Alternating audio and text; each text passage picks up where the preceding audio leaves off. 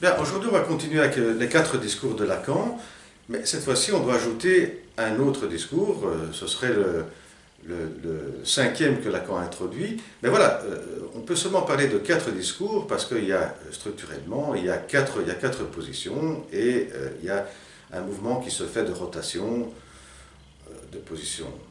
Et on peut avoir seulement 4 discours parce qu'il y a quatre positions. Mais Lacan introduit un autre discours qui est le discours du capitaliste. Mais le discours du capitaliste, en effet, n'est pas à proprement parler un autre discours structurellement différent des autres. Il est une variante d'un discours déjà présent parmi ces 4. Il est une variante, plus précisément, du discours du maître. Voilà. Avant de développer ce discours du capitaliste, un petit rappel comme toujours aux 4 positions et aux 4 termes. 4 positions, on a l'agent, celui-là qui ordonne le discours, la vérité qui est un peu cachée de ce qu'il ordonne, de sa position, et il s'adresse à un autre, et cet autre après va produire quelque chose qui est ce qu'on s'attend du discours. Les 4 termes, S1 c'est le signifiant maître, S2 c'est le savoir, le sujet barré c'est le sujet divisé, et finalement, pour terminer, l'objet en question, l'objet petit a ou la plus-value, qui est l'objet petit a plus de jouir, c'est une notion que Lacan va développer, emprunter à partir de la notion de Marx, la plus-value. On peut commencer. On va commencer par un petit exemple concret pour remettre un peu sur le tapis la dialectique du maître et de l'esclave, parce que, comme on disait, le discours du capitaliste est une variante du discours du maître, ou de la dialectique du maître et de l'esclave. Bon, tout concrètement, voilà, j'ai cette statue, je veux que mon esclave en construise une autre. Donc j'ordonne, en tant qu'agent, en tant que maître, j'ordonne à mon esclave de produire avec son savoir, voilà, il est là en tant que savoir-faire, pour construire une statue et qui sera après, donc je vais lui déposséder de cette statue. Ce produit, cette statue qu'il a construit, eh bien, elle me revient à moi. Alors, la vérité de cette position qui est cachée, c'est que, eh bien, je suis un sujet divisé, c'est-à-dire que je dépends du travail de l'esclave, et c'est ça qui va après, pour Hegel, va amener à un changement. Maintenant, voyons la position du capitaliste. Bien, je suis un capitaliste, donc je vais je vais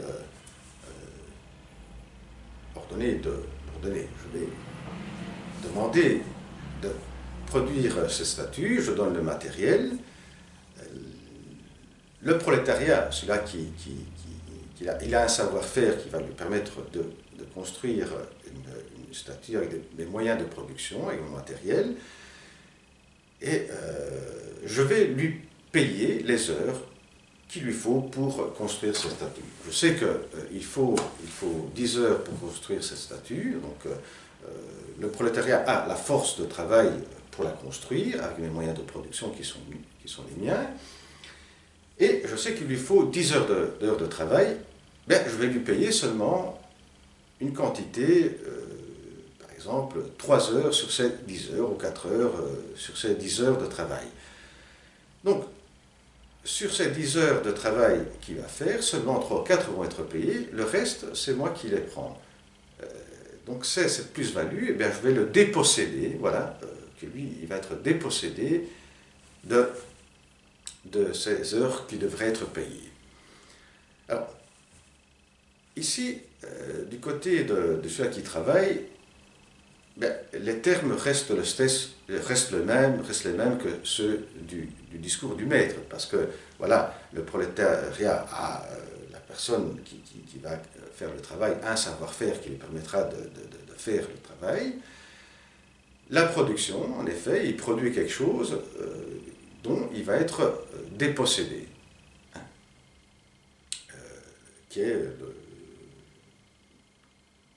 la plus-value pour le capitaliste.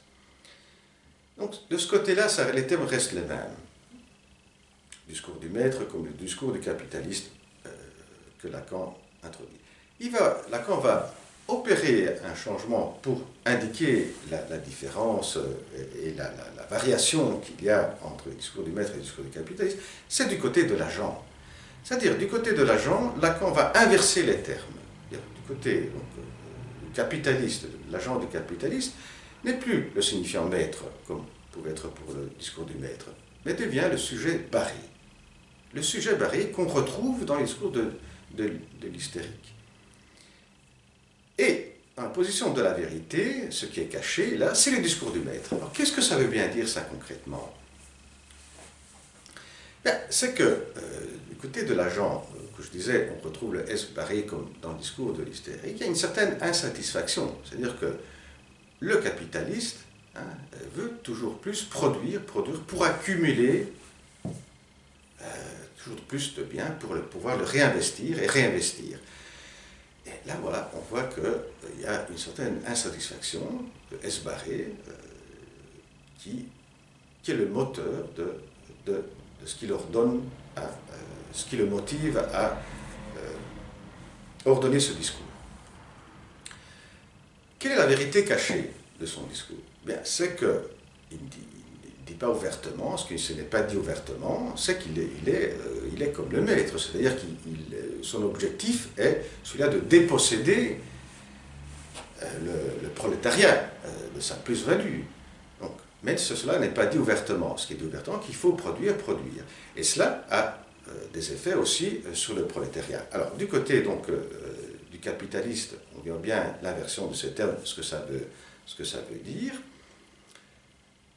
Du côté, maintenant, du prolétariat, si du côté donc on avait le discours du maître, l'illusion était si je pouvais avoir occupé la position du maître, je serais pas un sujet barré.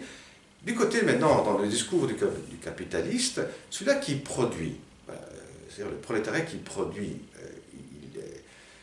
il sait bien qu'il est payé, et pour continuer à être payé, il doit continuer à produire. Donc il voit bien que la position du capitaliste insatisfait, divisé, le met dans une position de devoir continuer à produire pour pouvoir être payé.